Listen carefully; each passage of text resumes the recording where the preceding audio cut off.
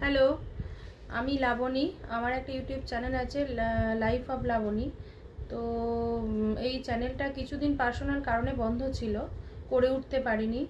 তো হঠাৎ আমরা রিসেন্ট এই স্যাটারডে 8 তারিখ আমরা কুম্ভে গেছিলাম।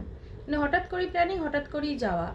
তো বিভিন্ন অনেকের কাছে অনেক ইউটিউব, অনেক ফেসবুকে অনেকের অনেক কিছু দেখেছি যে এই প্রবলেম হয়েছে, এই হয়েছে। হ্যাঁ, প্রবলেম তো অবশ্যই হয়েছে।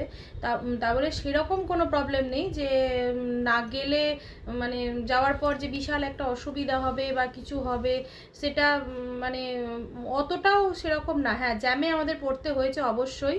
আমরা মোটামুটি শনিবার দুপুর 3টে নাগাদ আমরা এখান থেকে স্টার্ট করেছিলাম, বর্ধমান থেকে।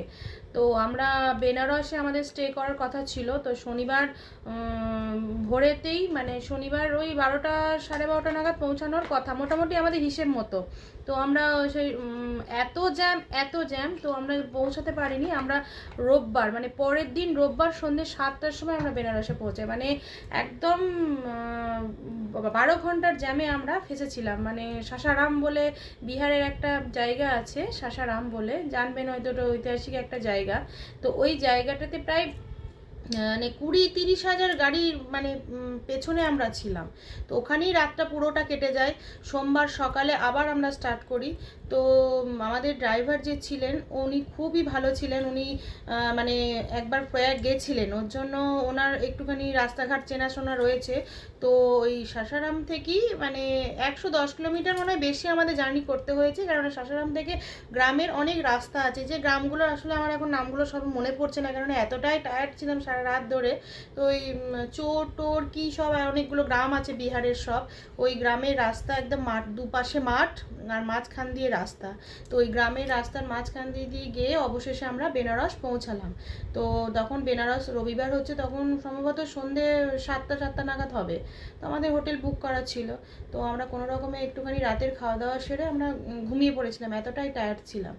তো তারপর সকালবেলায় উঠে আমরা বিশ্বনাথ দর্শন করি, বেনারসটা একটু ঘুরি, ব্রেকফাস্ট করি।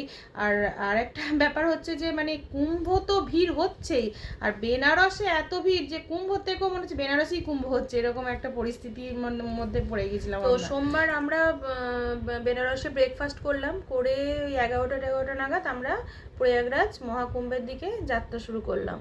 তো ঠিকঠাকই চলছিল। ভিড় জাম পেরিয়ে পেরিয়ে হঠাৎ করে মানে প্রয়াগরাজ ঢোকার আগেই আবার জ্যামে পড়ে গেলাম। তো যাই হোক, তো প্রয়াগরাজ ঢোকার আগে মনে হয় 12-13 কিলোমিটার আগে একটা গ্রামের রাস্তা আছে, যেটা আমাদের যে ড্রাইভার ছিলেন উনি জানতেন, উনি একবার যেহেতু গেছিলেন। তো ও ওই গ্রামের ভেতর দিয়ে দিয়ে দিয়ে নিয়ে গিয়ে ওখানে একটা গেট ছিল, তো ওখানে পুলিশ আবার নো এন্ট্রি করা আছে। আমরা মোটামুটি ওই 11টা নাগাদ বেনারস থেকে স্টার্ট করেছিলাম, প্রয়াগরাজ পৌঁছলাম ওই 4:30 পৌনে 5টা বিকেল ওরকম সময়। তো গেলাম।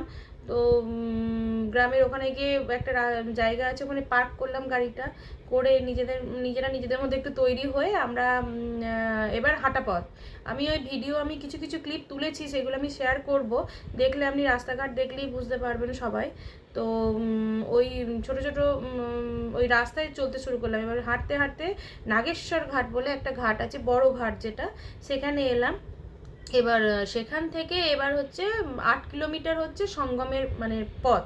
সেই 8 কিলোমিটার বাইক রয়েছে ওখানে, বাইক সার্ভিস দিচ্ছে, কিন্তু এত মানে দর ওঠানামা করছে, মানে এক একটা বাইকে 450, 500, কোনোটা 350, এক একজনকে নিয়ে যাবে। তো আমরা প্রথমে ডিসিশন নিলাম যে না, আমরা হাঁটি, সবাই মেয়ে 6-7 জন আছি, একসাথে হাঁটি। তো আমরা 7-8 কিলোমিটার হেঁটে সঙ্গমে পৌঁছালাম। তো বিশ্বাস করবেন না, মানে যা কষ্ট হয়েছে সব হয়েছে, কিন্তু সঙ্গমে গিয়ে মানে স্নান করার পর কি যে একটা আলাদা অনুভূতি।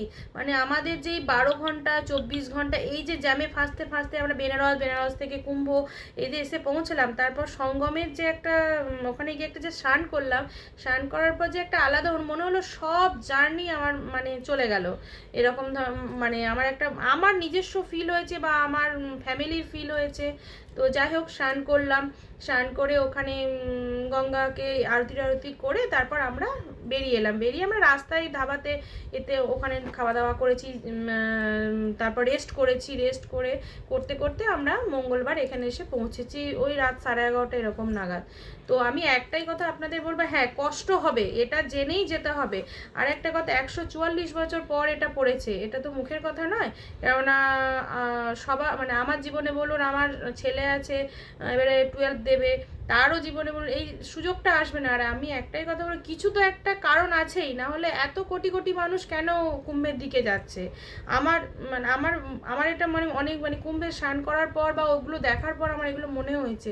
যাই হোক, আমি প্রত্যেকেই বলবো যে একবার হলেও অবশ্যই যান, সময় নিয়ে যান। আর এটা ভাববেন যে আপনি বাই কারে যান, ট্রেনে যান, কিন্তু ভাববেন এই যে কষ্ট আমার হবে, এটা ভেবেই আপনাকে যেতে হবে। তো গেলে একটা আলাদা অনুভূতি, আলাদা তৃপ্তি, সেটা মানে যে যাবে বা যে স্নান করবে সেই একমাত্র মানে ফিল করতে পারবে। তো যারা যেতে পারবে না, তাদের ফ্যামিলির একজন গেলেও, তারা জল নিয়ে এলো, বাড়িতেও সেই তৃপ্তি মানে উপভোগ করবে। তো আমি বলবো যে অবশ্যই অবশ্যই করে যান। আর মনে হয় রিসেন্ট 12 তারিখ মাহি স্নানটা তো হয়েই গেছে, এরপর 26 তারিখ আছে। আর আমি একটা কথা বলবো সবাইকে, যে এই যে শাহী স্নানগুলো আছে না, শাহী স্নানগুলো বাদ দিয়ে আপনারা সেই দিনে যান, তাহলে একটু হলেও হালকা মানে ভিড়টা পাবেন। মানে শাহী স্নানগুলোতে যে প্যাথেটিক যে সিচুয়েশন হয় সেটা তো আপনারা দেখেইছেন সমস্ত ভিডিও ইউটিউবে, ফেসবুকেতে। তো আমি বলবো এই শাহী স্নানগুলো বাদ দিয়ে অবশ্যই যান, মানে একবার হলেও সবাই মিলে যান। তো আর কিছু বলার নেই, আমি এই ছোট ছোট ভিডিও দেব, ওখানে দেখলে বুঝতে পারবেন। তো চলো আর কিছু বলছি না। তো আমার এই যে ছোট ছোট যে ভিডিও ক্লিপসগুলো আছে ওগুলো আমি শেয়ার করে দেবো, তো ওগুলো দেখলে আরো বুঝতে পারবে। তো চলো, bye bye, tata, good night, Har Har Mahadev. Alakh Niranjan जय गुरुदत्त जय